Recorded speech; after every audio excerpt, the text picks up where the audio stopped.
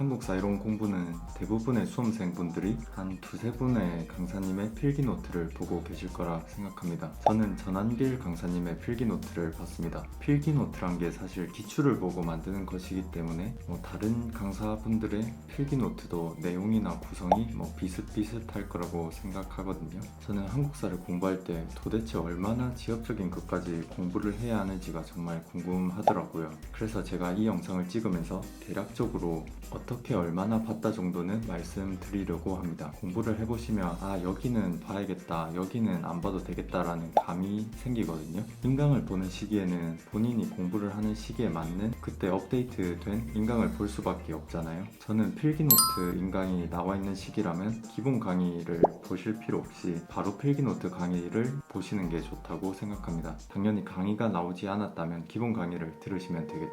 그리고 기출 강의는 보지 않았습니다.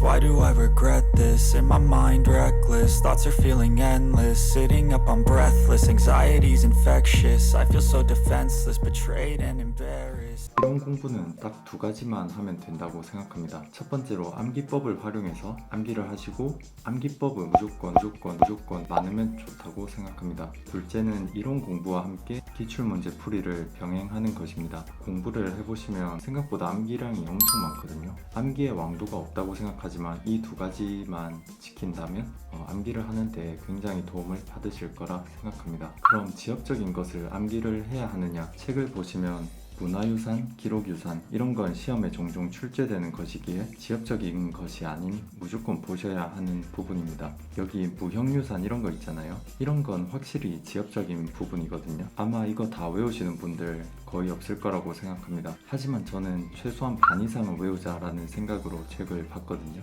제가 여기 적어놓은 시판농, 해녀, 기마줄, 종묘관광 이런 식으로 자신만의 암기법을 만들어서 반 이상은 외웠습니다. 예시를 하나 더 보자면 관제 부분도 좀 지엽적이잖아요. 백제의 관제에서 병은 군사 관련이라는 게 단어에서 유추가 되고 그 외에 육자평을 이런 식으로 다 외웠고, 신라의 관제도 이런 식으로 대부분 보았습니다. 북한 정치체제나 그런 부분 완전 다 버리기보다는 그것도 암기법 하나 그냥 외워두고 연도별로 굵직한 사건 위주로 보긴 했습니다.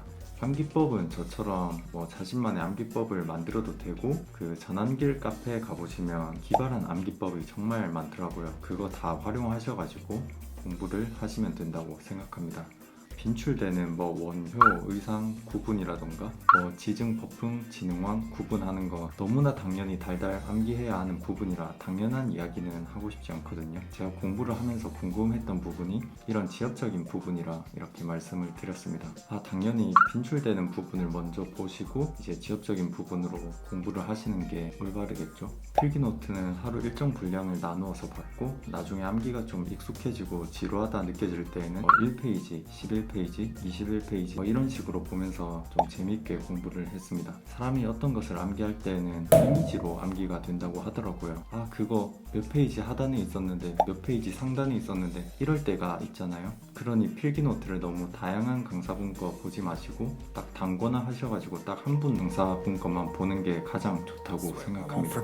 This. Why do I regret this? In my mind reckless, thoughts are feeling endless, sitting up I'm breathless, anxiety's infectious, I feel so defenseless, betrayed and embarrassed. 다음 기출문제를 보는 방법입니다. 저는 전한길 3.0 기출문제집을 보았고, 단순 계산으로 기출 2000문제라고 보았을 때 하루 20문제씩 100일이면 2000문제잖아요. 3회독이면 벌써 그게 300일이거든요. 실제로 기출이 2000문제가 훨씬 넘기도 하고, 공부 속도가 붙지 않은 상태에서는 하루에 20문제 푸는 것도 좀 어렵거든요. 이게 왜 기출만 봐도 무방한지, 아니 기출만 보는 게 더 유리한지 이해가 되셨나요?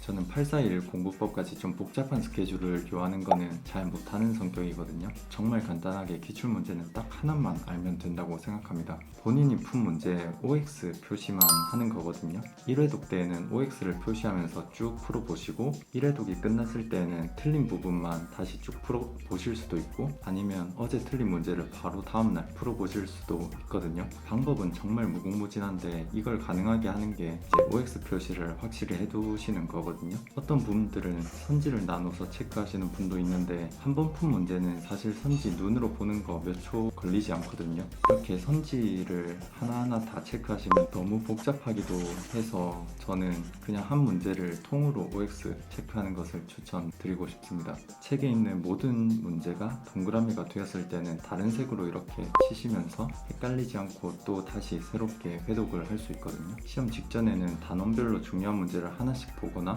X 표시가 많은 문제 위주로 보시면 공부 효율이 오를 거라고 생각합니다. 기출도 필기 노트를 보는 방식과 마찬가지로 처음부터 천천히 쭉 보실 수도 있고, 공부량이 좀 쌓였다고 생각이 드시면 단원별로 보시거나 10페이지당 한 문제씩, 방법은 정말 다양한 것 같습니다. 결론적으로 암기법을 최대한 많이 만드셔서 이론 공부를 하시고, 지역적인 부분은 기출된 건 무조건 다 보셔야 하고, 그 외에는 저처럼 최소한 반 이상은 공부하시는 것을 추천드립니다. 당연히 이론 공부를 하면서 기출 문제를 같이 푸시고, 기출은 한 문제를 풀더라도 무조건 OX를 표시해 두셔야 다음에 공부 효율이 증가할 거라고 생각합니다.